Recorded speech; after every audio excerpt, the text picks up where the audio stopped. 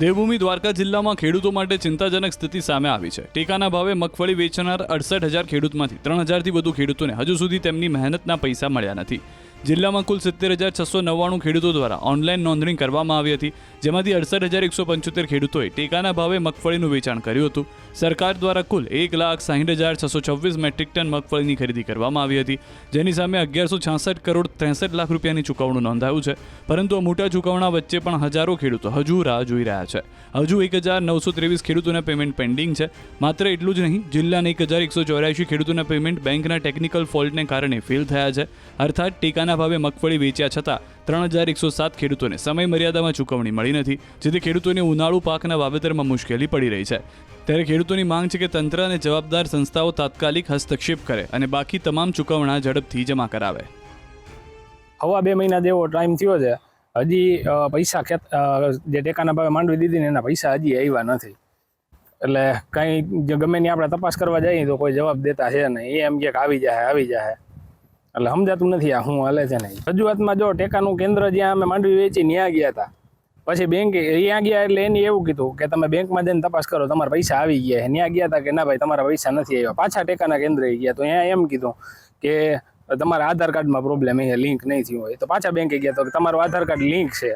એટલે આમાં જોવાનું એ છે કે મારે ઓલા જે કૃષિ સહાયના પૈસા હોય ને એ આવી ગયા, એમાં વાંધો નથી, એમાં આધાર કાર્ડ આવેલું ગયું। આ માથાનો પરો એવો છે ને, અહીંયા જાય ને તો અહીંયા માંડવી પેદા થાય કે એમને એમ થાય છે। અને જો તમે એક વાત સમજો, જો આ લાઇટનું બિલ છે, આ બિલ 15 દી ના ભરીએ ને તો એમાં વ્યાજ ચડવા માંડે ને સીધા દોયડા કાપવાનું પૂગ્યા હોય। સરકાર અમારા 3 મહિનાથી પૈસા દાબીને બેઠી છે, તો હું અમને વ્યાજ દેવાની છે આના ઉપર? આજે 40 દિવસથી હું બેંકના ધક્કા ખાઉં છું, ખરીદ કેન્દ્રના ધક્કા ખાઉં છું। જવાબ માત્ર એટલો આવે છે કે 1 થી 2 દિવસમાં આવી જશે। કંઈક ગોડાઉનની રિસિપ્ટની પાછળ અટકાયું છે અથવા તો શેના કારણે અટકાયું છે એ અમારો કાંઈ પ્રશ્ન નથી। ટ્રેક્ટરવાળાને દેવાના છે, પછી શિયાળુ પાક માટે બિયારણવાળાને, એગ્રોવાળા અત્યારે બધા પૈસા માગે છે ને 3 મહિના થયા હજી પૈસા 1 પણ રૂપિયો આવ્યો નથી। મેં 2-4 જગ્યાએ પૂછતાછ પણ કરાવેલી હતી। ખેતીવાડીમાં ગયો તો એ લોકો એમ કહે છે કે અહીંથી થઈ ગયું છે, બેંકવાળાનો પ્રોબ્લેમ છે। બેંકે પૂછ્યું તો એ કે તમારો એક ક્લિયર છે, સહાયના પૈસા આવી ગયા છે પણ આ નથી આવ્યા। આ બાબતે દેવભૂમિ દ્વારકા જિલ્લા કોંગ્રેસ સમિતિએ એક નંબર જાહેર કરી અને ખેડૂતોના બિલ માંગ્યા, એકત્રિત કર્યા અને સતત પહેલાં કલેક્ટરને રજૂઆત કરી અને ત્યાર પછી રાજ્યના ખેતી નિયામકને રજૂઆત કરી।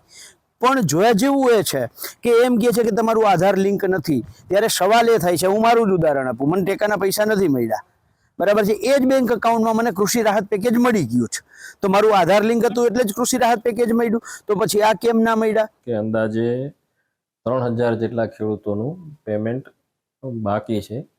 એમાં એ પૈકી 1200 ખેડૂતો એવા છે કે જેમના બેંકમાં કેવાયસી અથવા તો કોઈના કોઈ કારણોસર આ પેમેન્ટ છે એ રિટર્ન આવેલું છે, એના કારણે બાકી છે। આવા ખેડૂતોને અનુરોધ છે કે બેંક ખાતે મુલાકાત કરી અને તાત્કાલિક તેમનું કેવાયસી કરે, જેથી કરીને એમનું પેમેન્ટ થઈ શકે। બાકી જે ખેડૂતો છે એમની પેમેન્ટની પ્રોસેસ પૂરી કરી દેવામાં આવેલી છે, ટૂંક સમયમાં એમના ખાતામાં પેમેન્ટ જમા કરવામાં આવશે।